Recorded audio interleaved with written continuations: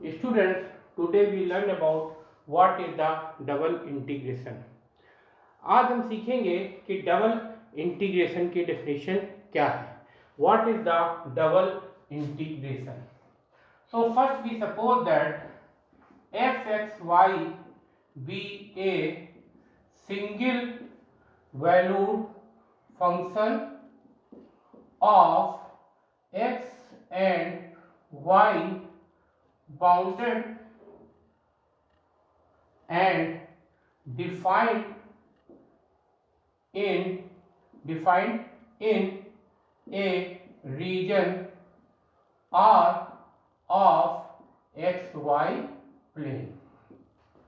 So first we suppose that f(x,y) is a single valued function of two variables x and y, and this is bounded function and defined in the region R of xy plane.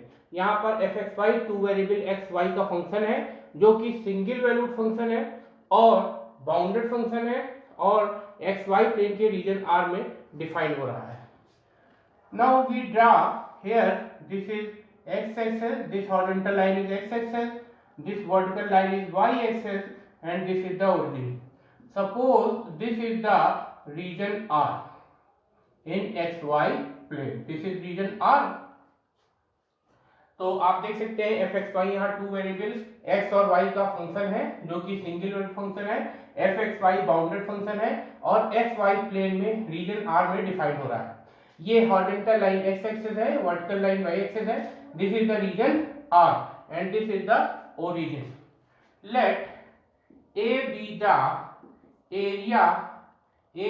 Area of the region are. ये suppose कर लिया कि reason are का जो area है वो capital A है. Now this region R is divided in any manner.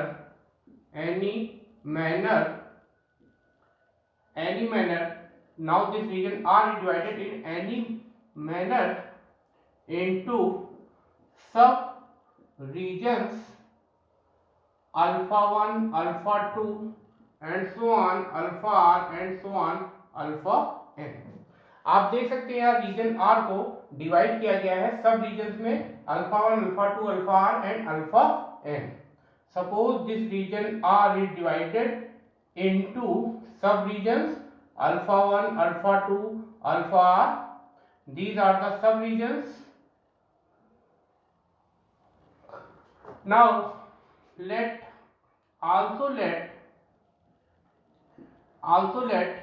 del S1, del S2, del SR and so on del Sn be the areas of sub-regions. Here this del S1 is the area of sub-region alpha 1, del S2 is the sub-region of alpha 2, del SR is the sub-region of area of the sub-region alpha R and del Sn is the area of sub-region alpha n. यहाँ पर del S1 alpha 1 सब-रीजन का area है, del S2 alpha 2 सब-रीजन का area है, del SR alpha R sub region का area है, del S N alpha N sub region का area है. Let P1 xi 1 eta 1, P2 xi 2 eta 2 and so on, PR xi R eta R and so on, PN xi N eta N be the points in the sub-regions alpha 1, alpha 2 and so on, alpha r and so on, alpha n. आप देख सकते हैं P1 point alpha सब reason में है, P2 point alpha 2 सब reason में है, PR पॉइंट अल्फा r सब रीजन में है, PN पॉइंट अल्फा n सब रीजन में. Here P1 is the point in sub region alpha 1, P2 is the point in sub region alpha 2, PR is the point in sub region alpha r and PN is the point in sub region alpha n. Now we multiply f xi 1 comma eta 1 by del s1, f xi 2 comma eta 2 by del s2, and so on. F xi r comma eta r multiplied by del sr plus and so on. F xi n comma eta n by del sn, and suppose that this sum is equal to bn. आप देख सकते हैं f xi 1 eta 1, this is the value of function f x y at the point p1. This f xi 2 eta 2 is the value of the function f x y at point p2. F xi r eta r is the value of function f x y at the point pr. Similarly, f xi n and eta n is the value of function f x y at point pn. Here del s1, del s2, del sr and del sn, these are the areas of the subregions alpha 1, alpha 2, alpha and so on, alpha n. Now we write this in compact form, that is sigma r going from 1 to n f xi r eta r and del sr.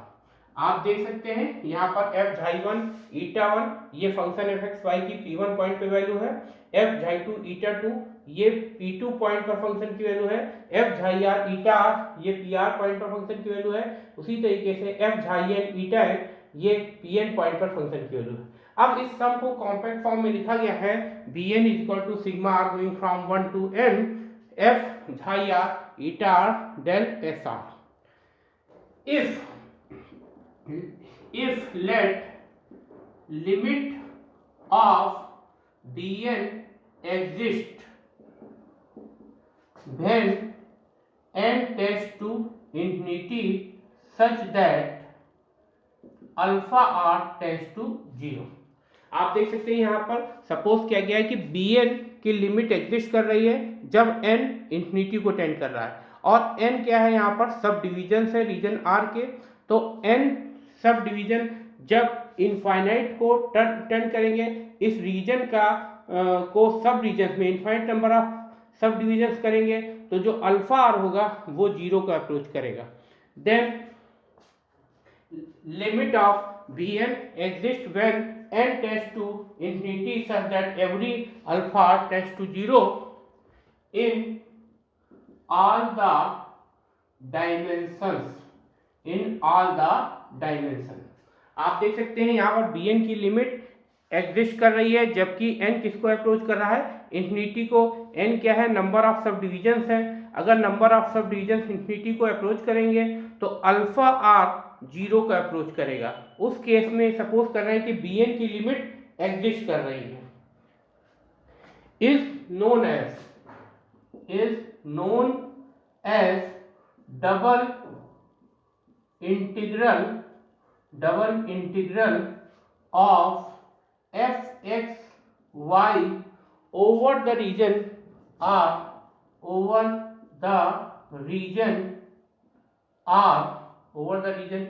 r and is denoted by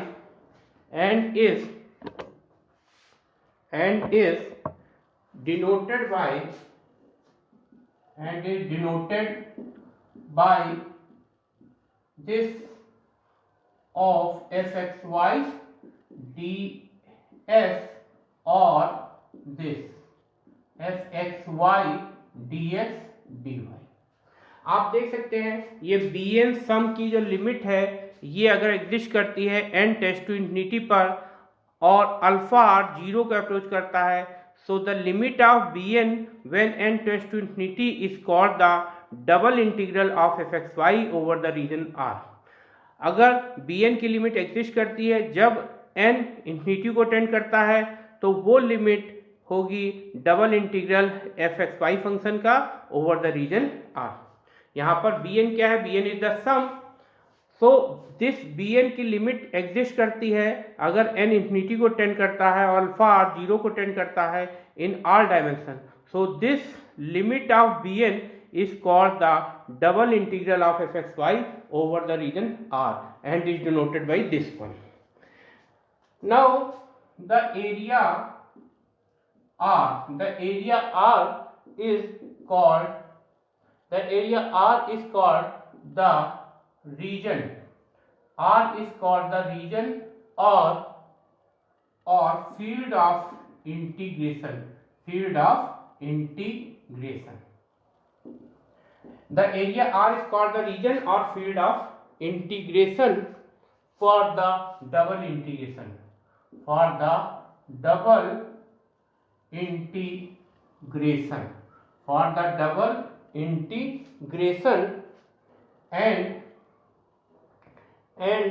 ds of dx dy is called the element of area. आप देख सकते हैं R यहां पर double integration का field of integration है. The area R is called the region और field of integration for the double integral for the double integral. Double integral के लिए फील्ड ऑफ इंटीग्रेशन ये कैपिटल आर है and capital ds this is equal to ds dy, this is called element of area. We know that if we suppose that fxy this is equal to 1, then bn can be written as sigma r going from 1 to n del sr. आप देख सकते हैं अगर fxy को 1 suppose कर लें तो bn is equal to होगा sigma r going from 1 to n del sr. This can be also written as del s1 plus del s2 plus and so on del sn. This is the expanded form on the right hand side. So del s1 is the area, del s2 is the area, del sn is the area of the subregions. We add area of all the subregions, we get the area of the region capital R. So this is equal to A. So we can write here, we can write double integral and therefore double integral of fxy dx dy, this is equal to limit of bn when n tends to infinity, this is equal to a. So this is the double integral of two variable of function fxy of two variable x and y. Thank you.